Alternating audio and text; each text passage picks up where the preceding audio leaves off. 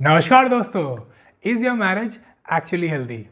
अगर आप मैरिड हैं या फिर अगर आप एक लॉन्ग टर्म रिलेशनशिप में भी हैं और आप पता करना चाहते हैं कि आप एक हेल्दी रिलेशनशिप में हैं या नहीं, तो आप इसे सिर्फ एक क्वेश्चन से पता कर सकते हैं। और एक क्वेश्चन इतना सिंपल है कि आपको ये पूछने के लिए अपने पार्टनर तक को इन्वॉल्व करने की ज़रूरत नहीं है। आपको ये क्वेश्चन अपने आप से पूछना है और पूरी ऑनेस्टी के साथ आंसर करना है। अगर आपने पूरी ऑनेस्टी के साथ इस क्वेश्चन को आंसर किया तो उस जवाब से आपको पता लग जाएगा कि आपका रिलेशनशिप एक हेल्दी रिलेशनशिप है भी या नहीं।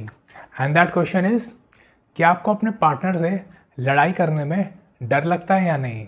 और यहाँ पे लड़ाई का मतलब है एक आर्ग्यूमेंट। यहाँ पे वॉयलेंस की बात नहीं हो रही या फिर डोमेस्टिक वॉयलेंस, उसकी बिल्कुल भी बात नहीं हो रही और वो तो किसी को करनी भी नहीं चाहिए। यहाँ पे सिर्फ एक आर्ग्यूमेंट करने की बात हो रही है।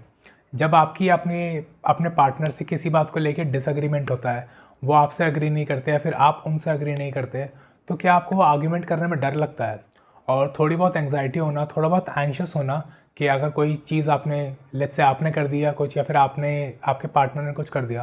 तो उनको थोड़ी बहुत एंग्जाइटी होना, आपको थोड़ी बहुत एंग्जाइटी होना कि यार ये उसको बताऊंगा या फिर उसको बताऊंगी तो दिक्कत हो सकती है, वो गुस्सा हो जाएगा या गुस्सा हो जाएगी, नाराज़ हो जाएगा या फिर नाराज़ हो जाएगी। तो ये सब सोचना है। फिर थोड़ा बहुत जो हल्का फुल्का जो आपको बुरा लगता है, फिर थोड़ी बहुत जो एंग्जाइटी होती है, हल्का फुल्का डर लगना भी इट्स नॉर्मल। लेकिन अगर आपको बहुत ज़्यादा डर लगता है, आपको मेजर कुछ ऐसा लगता है कि अगर मैंने ये बता दिया तो बहुत बड़ा इशू हो जाएगा,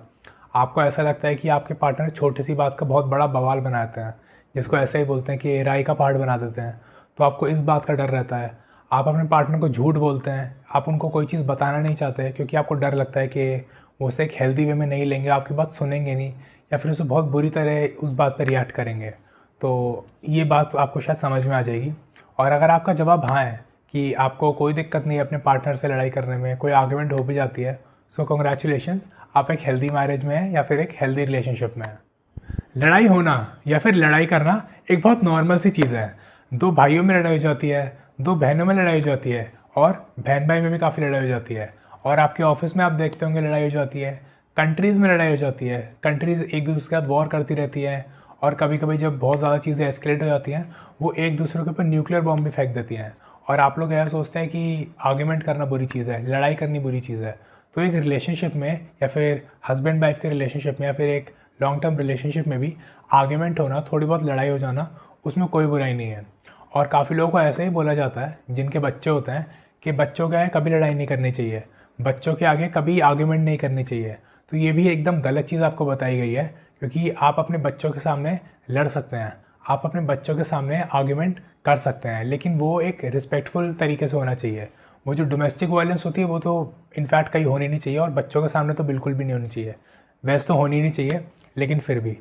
और इसका रीज़न कि बच्चों के सामने लड़ाई क्यों करनी चाहिए, आर्ग्यूमेंट क्यों होनी चाहिए, क्योंकि वो चीज़ एकदम नॉर्मलाइज हो जाए उनके लिए। क्योंकि आगे चल के जब वो एक पार्टनर ढूंढेंगे अपने लिए या फिर जब उनकी शादी होगी, तो वो इस चीज़ को एकदम नॉर्मलाइज कर चुके होंगे कि एक रिलेशनशिप में अगर उनकी शादी होती है, फिर उनका पार्टनर है, वो उनसे किसी बात पर डिसएग्री करता है, तो थोड़ा बहुत डिसएग्री करना या फिर एक आर्ग्यूमेंट हो जाना एक बहुत नॉर्मल चीज़ है। क्योंकि अगर आपने अपने बच्चों को सिर्फ अपने हैप्पी मोमेंट्स से दिखाया है कि पेरेंट्स तो बड़े प्यार से रहते हैं, वो हमेशा खुश रहते हैं, हमेशा अपने हैप्पी मोमेंट्स से दिखाए हैं, और आगे चल के जो कि जब कभी भी उनका एक डिसएग्रीमेंट होगा उनके पार्टनर से, जो कि होता ही है किसी का भी और बहुत नॉर्मल सी चीज़ है वो होना, तो जब उनका डिसएग्रीमेंट होगा तो वो अपनी पेशेंस लूज़ कर देंगे और वो ऐसा देखेंगे कि वो ऐसा सोचेंगे कि उन्होंने बचपन से लेकर आज तक अपने पेरेंट्स को कभी लड़ते हुए नहीं देखा।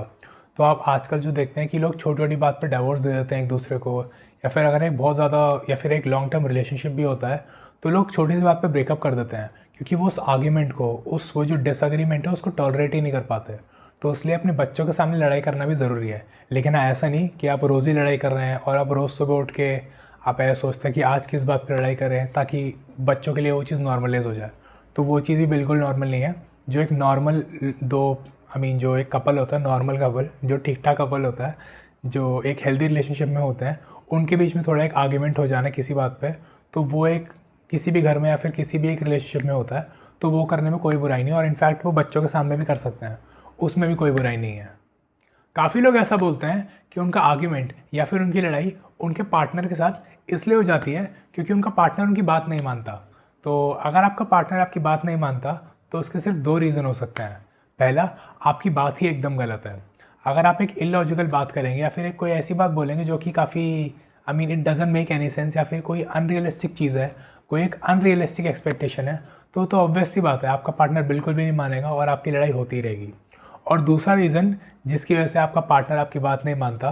वो है कि शायद आपकी बात एकदम सही है, आपकी बात आप दोनों के लिए लॉन्ग टर्म में भी या फिर शॉर्ट टर्म में भी एकदम सही बात है, लेकिन ड्यू टू सम रीज़न आप उस चीज़ को अपने पार्टनर को समझा नहीं पा रहे, आप उस चीज़ को ठीक से एक्सप्रेस नहीं कर पा रहे। और अगर आप अपने पार्टनर को कुछ बताने की कोशिश कर रहे हैं और आपका पार्टनर भी आपके यहाँ समझने की कोशिश कर रहे हैं, लेकिन वो लैक ऑफ कम्युनिकेशन स्किल्स की वजह से आप बोलते कुछ और हैं लेकिन उन्हें समझ कुछ और आता है। और इस लैक ऑफ कम्युनिकेशन की वजह से या फिर इस कम्युनिकेशन गैप की वजह से दोनों पार्टनर्स के बीच में काफ़ी लड़ाई हो जाती है और वो हीट ऑफ द मोमेंट में एक दूसरे को कुछ ऐसी चीज़ें बोल देते हैं जिसकी वजह से वो एक दूसरे से नाराज़ भी हो जाते हैं और काफ़ी टाइम तक बात नहीं करते, साइलेंट ट्रीटमेंट देते हैं। और अगर यही चीज़, ये कम्युनिकेशन गैप या फिर ये साइलेंट ट्रीटमेंट देना, ये अगर चीज़ें प्रोलॉन्ग टाइम तक होती रहती है रिलेशनशिप में और रिपीटेडली करी जाती हैं, तो एक रिलेशनशिप जो होता है वो एक काफ़ी अनहेल्दी स्टेट में चला जाता है। और अगर वो अनहेल्दी स्टेट को सही टाइम पे फिक्स नहीं किया जाता